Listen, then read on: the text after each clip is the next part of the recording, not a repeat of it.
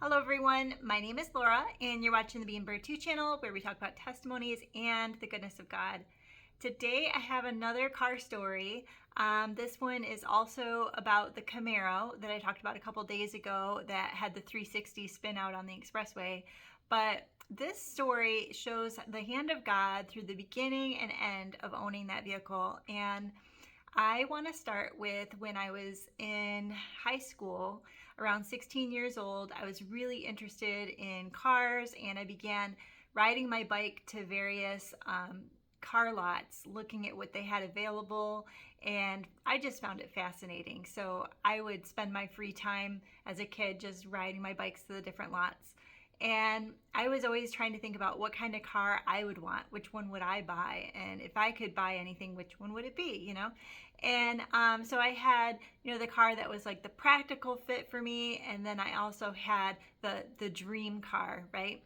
So I remember I was at this Pontiac lot on my bicycle, and I was looking at the Sunbirds, and that was more in line with what I was potentially going to be able to buy in a couple of years. And I would just look at the different ones, the window stickers, and kind of see the colors. And I would do that when the lots were closed, by the way. So I wasn't interfering with the salespeople. But they had this one car that was the Firebird, and it had the T-tops, and it was red, and it was super cool. And I remember thinking, that is a dream car, right? Like, that's the car of like a lifetime, I thought back then. And so anyway, I didn't end up buying either one of those cars when I was a teenager, but that story comes to play later when I met David and I was leaving working for the car dealership because I had worked at Saturn and I had a company car through Saturn. But when I was leaving that job, I had to get a car that I was going to buy for myself. And so my husband and I found this really great deal on this red Camaro. And it looked a lot like that red Firebird that I had seen as a teenager. It was the same color red, and it had the T-tops, and it really kind of had that same feel to me. And I thought, well, that would be amazing. And I don't remember what we paid for it, but it was a super good deal. And I remember both of us thinking like, okay, this is a great used car purchase. Now, used cars is something that I always approach with caution because you don't know the car's history. You don't know if it's like a lemon or if the person that owned it did the oil changes, did they take care of it, did they run it rough? I mean, you just don't really know. And so I tried to do as much research as I could on the car. They have the Carfax history reports, and it looked like a good vehicle, and so we decided to buy it. And shortly after buying it, we drove it to church the next Sunday, and there was this guy that was friends with my husband through the church, and he saw the car in the parking lot and he thought, that looks a lot like my car. And so he approached us in church and he said, I saw that Camaro. Did you buy a Camaro? And we're like, yeah. And he said, gosh, it looks so much like my car. He's like, mind if I go out and look at it with you? And we were like, yeah, sure. So we went out there together and he was looking at it and he looked at the VIN number, and I guess he had memorized the VIN number, and he said, this is my car. So it turned out that that was his car that he had traded in to a dealership. And he was like saying the story about how this car was like his baby and that he pampered the car and loved the vehicle. But he finally had to sell it because the partner he was with wanted him to get something different. And so they did. And so he was like, oh man, I can't believe it's my car. And he was so sentimental about seeing it again. But because he cared so much about the vehicle, he was like, I'm so glad that you're the one that owns it, because he said it makes me feel better to know that it's in good hands. And he goes, I'll get to see my car every Sunday, and so that was kind of neat. And I thought, wow, how remarkable that we bought this car, and it happened to be that it belonged to somebody that went to the church. And he was wanting to even go further and share with us. He said, at my house I have all the history records that I kept in a file. And he's like, if you want, I'll give you all the history. And I thought that would be great. And so he said, why don't you come over for dinner? And, you know, I'd love to see the car in my driveway again, and I'll give you the vehicle reports, and then we can just have a fellowship together. And that sounded wonderful. And so we accepted. And so the thing that I didn't share yet in this story is that this guy that owned the Camaro that went to our church, this was the Methodist church, him and his partner were homosexuals. And my husband was friends with them because he was closer with them than I was, because I think they were in the choir together. And we did not let that interfere with our fellowship and our dinner and, you know, being friends.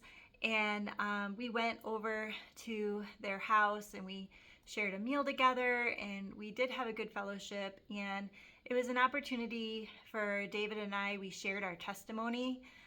We talked about, you know, our walk with the Lord. We did not end up addressing their stances, like living together as a couple. We just kind of let that lie. But we did share our own testimony of what the Lord did in our lives. And I feel like that was the reason why this whole car thing came together. It's like I saw the car when I was a teenager, and that like made an impression that, you know, later led to me purchasing this car that was owned by this couple that went to our church, that was homosexuals, that led to us having a dinner, that led to us sharing our testimony. And all in all, it just ended as a good dinner, and we continued our friendship for some time after that until, you know, we ended up changing churches. As we shared, we went from the Methodist church to the Baptist church. And I think it was like a God appointment, and it was an opportunity for us to share our faith and talk about what God did in our lives. And no, we weren't, you know, judging them. We weren't like telling them what to do with their own lives. But I think sometimes just being there and just like living your testimony in real life in front of someone else is enough. And sometimes that's what God calls us to do.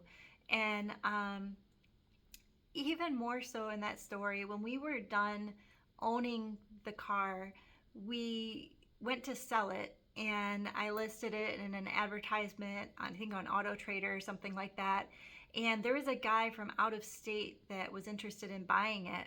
And at first I thought, is this too good to be true? Is this a scam from out of state? But it ended up being completely legitimate. And I remember that we had drove the car to the local airport of our area to pick up this guy who had flown in from, I think, Indiana. And we picked him up from the airport, and we drove to the bank, and we did the transaction, and he ended up driving the car home. And I just remember thinking, well, that was a really positive experience, and he was a really nice guy, and he was so happy to have the car. I could tell that he treasured it. It was like he was happy about it, and everything went well. And I thought, wow, from beginning to end, this whole thing, I feel like I've seen the Lord's hand on it the whole way through.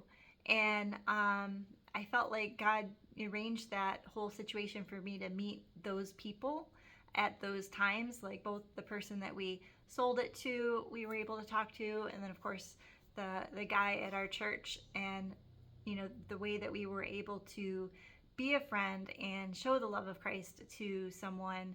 And yeah, I don't know. So I thought that was just a really neat way that God worked in that whole situation. And I look back on it and I think it was a blessing.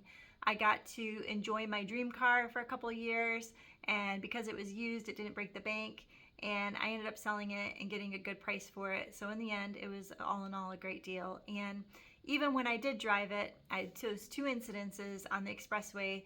The one that I already shared about, where I did the 360, and the Lord protected me by creating like this barrier wall where not a car was hit or damaged in the whole process.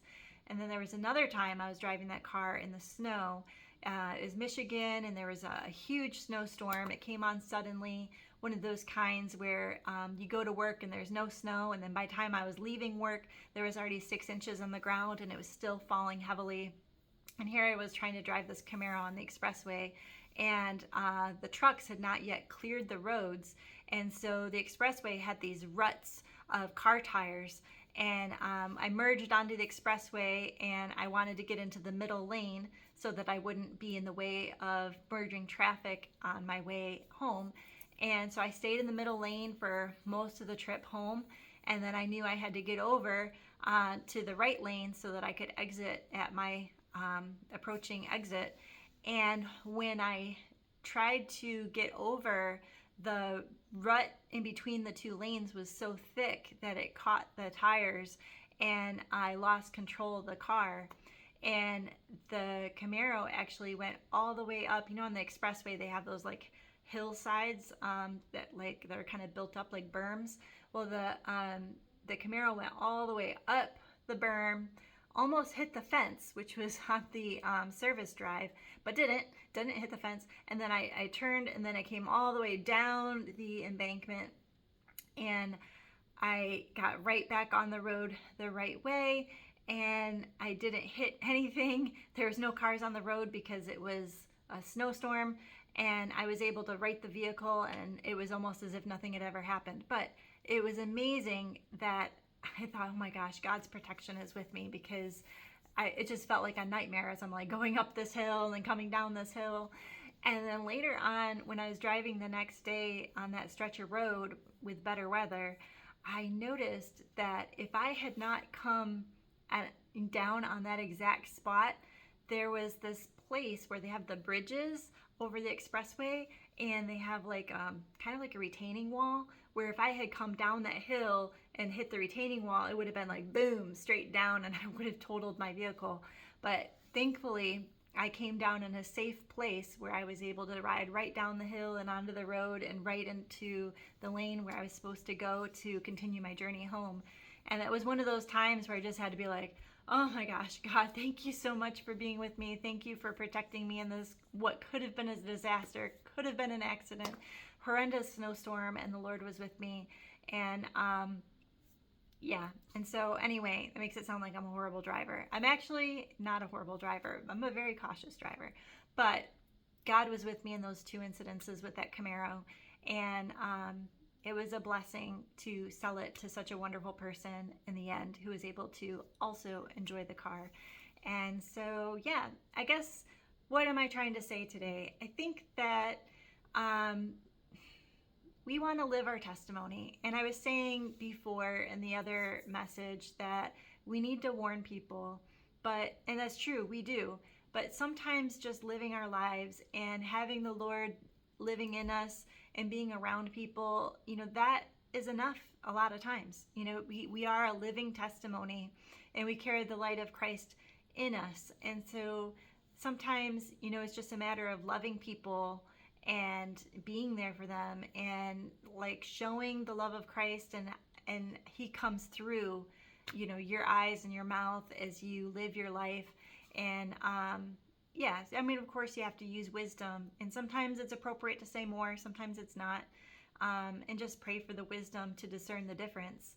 And yeah, definitely people know us because the love that's in us, the love that Christ has in us, that we forgive others when it doesn't even make rational sense, that we live a life of joy in times of chaos, that we have the peace that surpasses understanding, that we give generously when it doesn't make sense to the world to live that way.